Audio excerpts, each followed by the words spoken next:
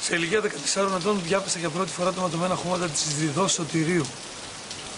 Το 2010, κοντά 30 χρόνια μετά, 32 χρόνια μετά, ο Θεός με ευλόγησε να βρεθώ στο Κυρκιτζέ, είναι το χωριό το οποίο αναφέρει η Διδός Σωτηρίου, στα ματωμένα χώματα και είναι πίσω μου. Φαντάζεστε κανείς τι έγινε το 1922 εδώ και βεβαίως οι στιγμές είναι συγκινητικές ακόμα και για εμάς που δεν είμαστε από εδώ, αλλά και το νοούμε όλοι και σκεφτόμαστε τι γινόταν τότε. Πίσω μου βρίσκεται το Κυρκιτζέ.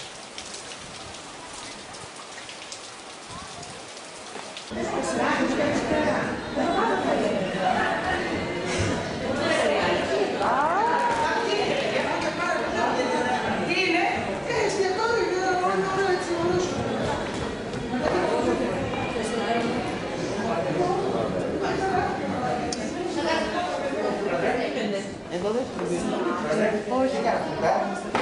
Εδώ. Εμείς κάτσαμε τώρα. Καθόμαστε καθόμαστε. Α, μάλιστα.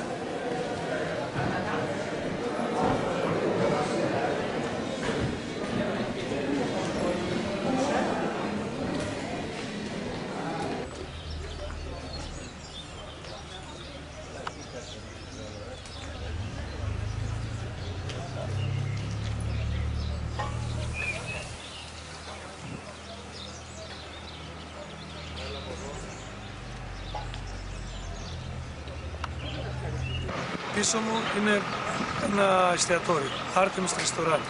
Εδώ ήταν το δημοτικό σχολείο όταν οι Έλληνες κατοικούσαν στο Κυρκιτζέ το 1922. Μετά την καταστροφή, γιατί δεν υπήρξε ποτέ ανταλλαγή, το δημοτικό σχολείο έγινε ρεστοράν. Σε αυτό το δημοτικό σχολείο φοιτησε και η Διδός Σωτηρίου. Θα σε βγάλουμε. Θα μπούμε και κάτω, γιατί δεν μπορούμε. Βρίσκομαι στο λιμάνι της Σμύρνης. Το 1922 από εδώ εκδιώχθησαν οι Έλληνες άρον-άρον. Οι στιγμές βεβαίως είναι συγκινητικές, καθώς η πόλη διοικήθηκε από τους Έλληνες και μπορεί να φανταστεί κανείς τι γινόταν το 1922 σε αυτόν εδώ το χώρο όταν οι Έλληνες έτρεχαν για να σωθούν από τους Τούρκους.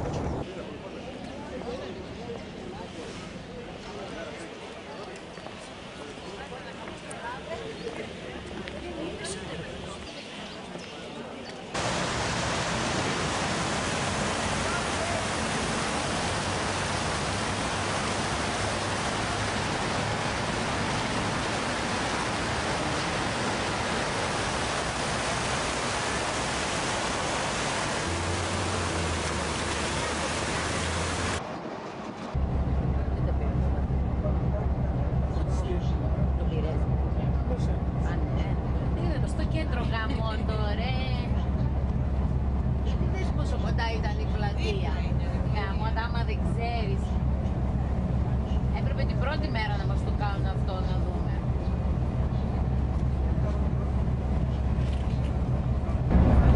Αυτή την ώρα κάνουμε την κρουαζιέρα στα παράλια στην Προκυμαία, στη Σμύρνη. Κατευθυνόμεθα προς το ιστορικό Κορδελιό και την ιστορική Μενεμένη. Περιοχές που οι πρόσφυγες που ήρθαν στην Ελλάδα το 1922 κατοίκησαν και ονόμασαν εκ νέου στη Θεσσαλονίκη, στη Δυτική Θεσσαλονίκη, σε Κορδελιό και Μενημένη. Έλα, μαμά.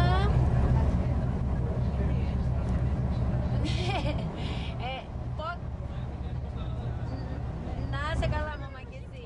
Και εσείς. Πώς είστε, όλα εντάξει?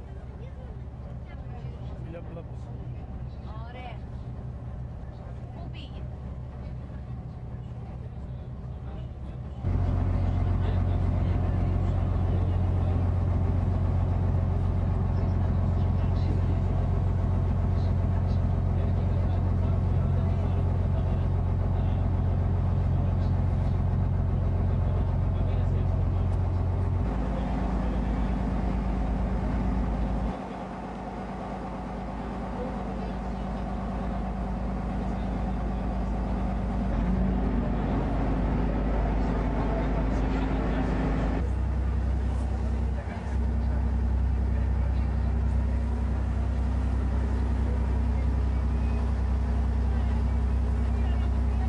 Θυμάμαι ακόμη με συγκίνηση το ταξίδι μου στη Σμύρνη και στο Κυρκιτζέ, το χωριό της Διδός Σωτηρίου. Το θυμόμαστε όλοι από τα ματωμένα χώματα. Είναι αδιανόητο άλλωστε να βρεθεί στη Σμύρνη, να βρεθεί στην Ιωνία, στην αρχαία Ιωνία και να μην επισκεφθεί στην Έφεσο. Μία από τις 7 πόλεις, πρώτες χριστιανικές πόλεις της Μικράς Ασίας και μία από τις πρώτες εκκλησίες στις οποίες ο Ευαγγελιστής Ιωάννης είχε στείλει το έργο του «Η Αποκάλυψη». Άλλωστε είναι πολύ γνωστή και η βιβλιοθήκη της Εφέσου, ενώ βεβαίως τον διάδρομο τον είχε περπατήσει ο Αντώνιος, την Κλεοπάτρα. Εκεί και ο βασιλιάς του Πόντρου, ο Μηθριδάτης, είχε κερδίσει τους Ρωμαίους και μάλιστα υπάρχει σχετική επιγραφή. Η επίσκεψη στην Έφεσο γεννά συναισθήματα συγκίνησης, νοσταλγίας για όλα όσα κατάφεραν οι Έλληνες στη Μικρά Ασία και που βεβαίως τώρα απλά τα επισκεπτόμαστε και τα θαυμάζουμε. Μία επίσκεψη στην Έφεσο θα έλεγα είναι απαραίτητη για όλους εμάς. Πάμε, εντάξει.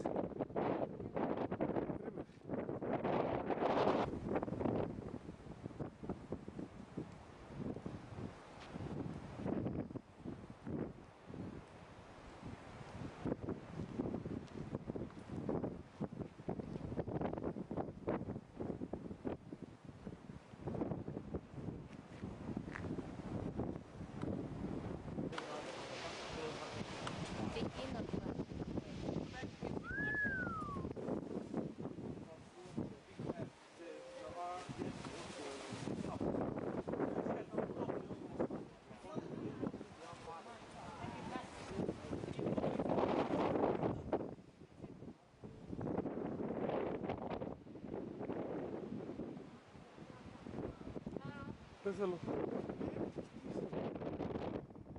Να η Ελληνική πιναγίδα, τη βλέπεις.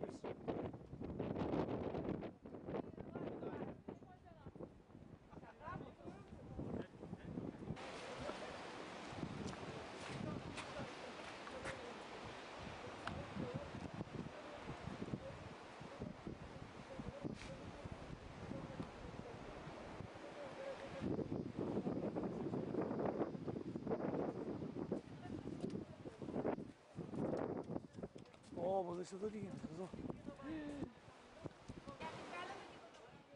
Σε βγάλω.